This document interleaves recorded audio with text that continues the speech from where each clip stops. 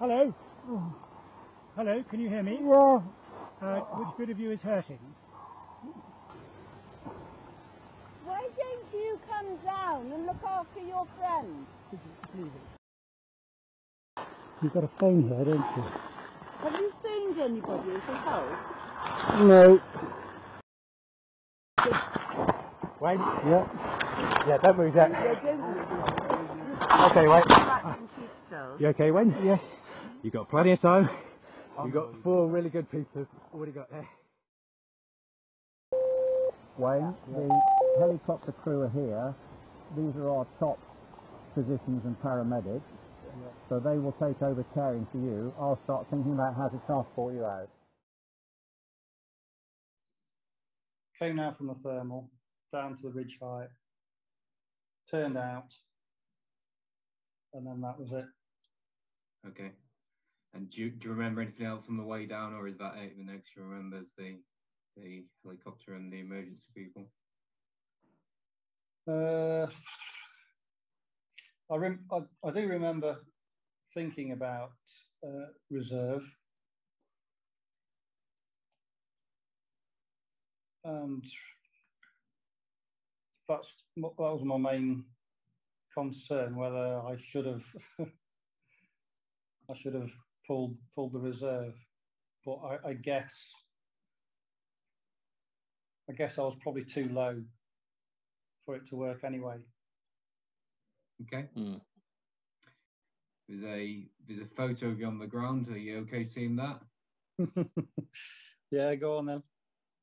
Some Seth, isn't it? Yeah. So you can see your glider's face down, and I'm imagining, I don't know if you remember, but you're one side of the fence and your glider's on the other. So it's almost like No. You pretty much came face down. Did you say you landed on your belly, you think, Wayne?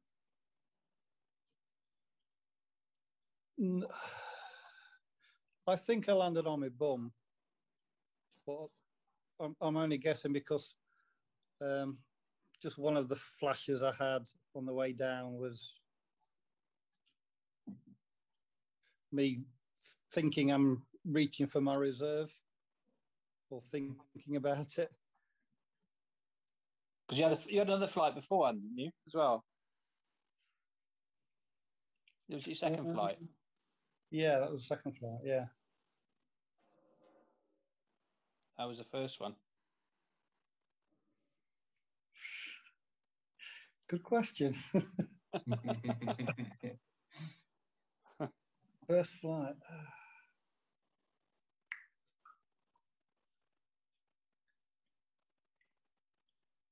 I can't remember.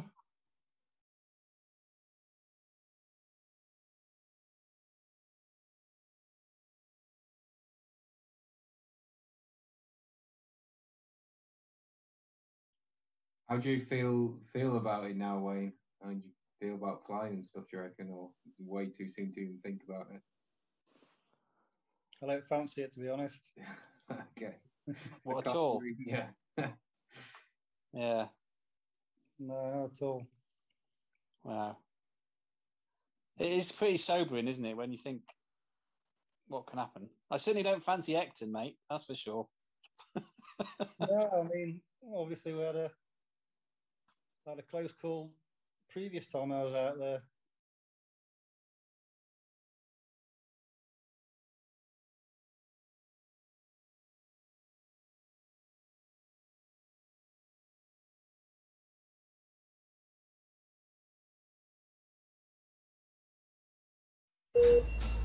Wheels stroke resus. Cardiac arrest. Yeah. CPR started on scene. Wheels stroke resus, can I help? Everybody's tapping, we'll get him across to the bed. Anything down here? He's broken his back as he's bleeding from those breaks. As the blood vessels are injured, if they continue to bleed, certainly injuring his aorta, he could be dead. Breathe in and hold your breath. Breathe more. Trauma alert. So what have we got? It's the Paraglider. Yeah. It was witnessed heavy landing approximately 100 foot onto a 30-degree embankment. Yeah, into Cat 1. But I need to tell you, this is big. Cat 1 trauma coming in of a paraglider, which will be everything. He's fallen 100 foot. Oh. Everybody's happy, we're getting across to the bed. Okay, everyone happy? We're gonna go on move, ready, set, move. So this is Wayne. Wayne is 56 years old. Approximately 4:15 today, he was paragliding. His parachute failed and half of it buckled under the other, making him spiral approximately 100 foot onto the side of a steep embankment. He has some thoracic vertebral pain. We're querying whether there's any internal abdominal bleeding and query pelvis. Thank you very much. We get him off the scoop and out of the crisp packet. All right, on 3, 1, 2, 3, nice and gentle, wonderful. Down and same. Handover is a really dangerous point in a patient's care. There won't be a chance to ask any more questions. What's important is we don't make an error that could affect someone's chances of surviving. My name's Chris, I'm one of the doctors. Any pain down here? A little bit down across the corner. We've got to start down. There's lots of things we do as part of our primary survey to look for something you can't immediately see. Squeeze my fingers for me as tight as you can. Lovely, relax. So we've got Nomen-Dazzlan and Nomen-Tranolol going through.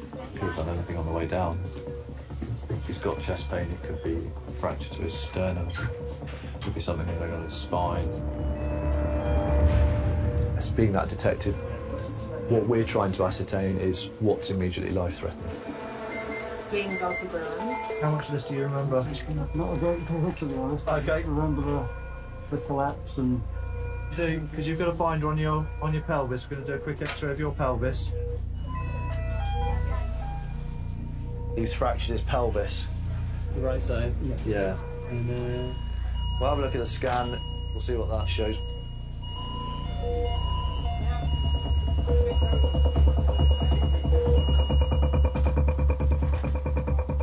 Been knocked out. Had a very low blood pressure. We don't know why. We've also found that he's, just on the first look, that he's fractured his pelvis. We'll have a look at the scan.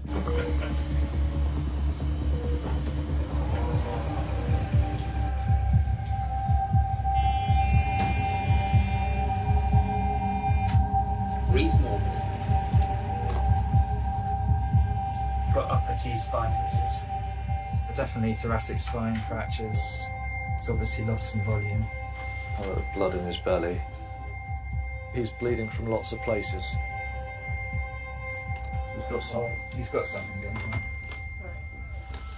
So a surgeon, a spinal, and an orthopod. He's broken his back, potentially in a couple of places. He's bleeding from those breaks. His blood pressure's staying quite low, and then depending on how his blood pressure behaves, depends on where we go. He has unfortunately got life-threatening injuries.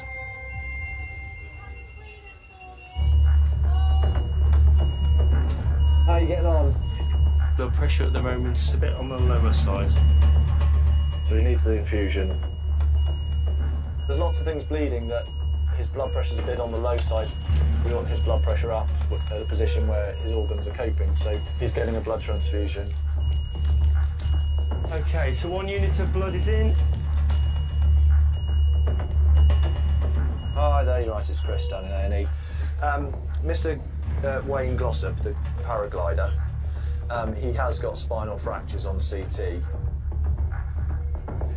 He's done all three supporting bits of his spine, so it's called a three-column injury, so it makes the spine unstable. All these fragments can move, so if he moves in the wrong way, it could move and we'd be in a bit of trouble. Ah, it's Chris Pickering. Okay. Is it actively bleeding? Cheers, thanks, mate. Plot thickens. So that little blob on his artery, he's got a possible dissection of the left renal artery going to his kidney. If that's splitting, it's like a hose with lots of different layers, and if it splits, it could split all the way down to the kidney. That's our fear at the minute. I'll go and tell Wayne actually because he's awake. Right, Wayne, we found quite a few injuries in our scan. All right, unfortunately, we've managed to break 2 of the bones in your spine. Okay. Now, one of those fractures is unstable, and some of the bone's gone back towards your spinal cord, so we'll probably have to do an MRI scan. That's also causing a bit of bleeding. There's quite a bit of bleeding coming from those breaks that's going further down into your body. But there's an area we're a bit nervous about with your left kidney, and the fact that blood supply to that, the artery going to that, looks like it might have split a bit. Is there anyone we need to tell that you're here and what's going on? So my ex-wife, Tell your ex-wife. she'll probably pass on from these to my daughter. Okay. If the blood vessels are injured, if they continue to bleed, certainly injuring his aorta, he could be dead. So we just need to keep a very, very close eye on him. This guy's going to need incredibly close observation, and what they've suggested is that we repeat all his scanning at 48 hours to make sure he's not continuing to bleed. We'll get him to intensive care. It is the place in the hospital where you can get the highest level of care, and in cases where we're worried a patient's condition might deteriorate suddenly, we can go in and take action straight away. It just feels safer. He's got too much going on just to want to keep a close eye on him.